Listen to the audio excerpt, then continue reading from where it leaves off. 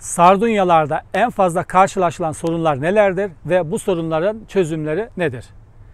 Birinci olarak sardunyada en çok karşılaştığımız sorun sardunyaların çiçek açmaması. Peki sardunyalar neden çiçek açmaz? Bunun iki tane nedeni var.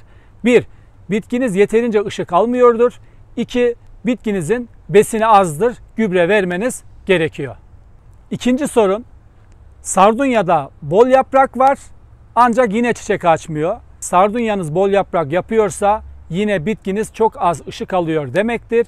Ya da bitkinize çok fazla aşırı azotlu gübre veriyorsunuz demektir. Diğer önemli bir sorun, burada da gördüğünüz üzere sardunyalarda alt yaprakların sararması ve yaprakların üzerinde kahverengi lekelerin oluşması. Bunun nedeni nedir?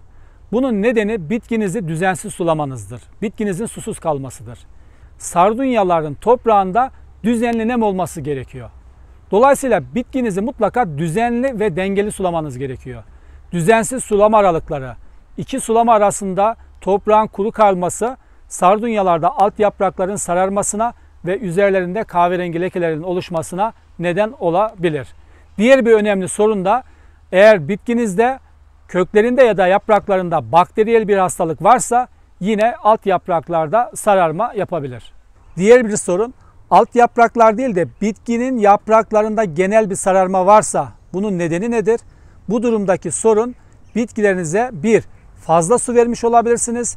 İki, bitkilerinizde botrytis dediğimiz kurşun küf hastalığı ya da pas hastalığı olmuş olabilir. Diğer bir sorun yaprakların kızarması ve morarması. Bunun iki farklı nedeni var. Birincisi, sardunyanızın bulunduğu ortamın sıcaklığı 10 derecenin altına düşmüşse, yani sıcaklıklar düşükse yapraklarda kızarma ve morarma yapabilir. İkinci olarak bitkinizde besin eksikliği olabilir. Besin eksikliği varsa yine yapraklarda özellikle yaz aylarında kızarma ve morarma yapabiliyor.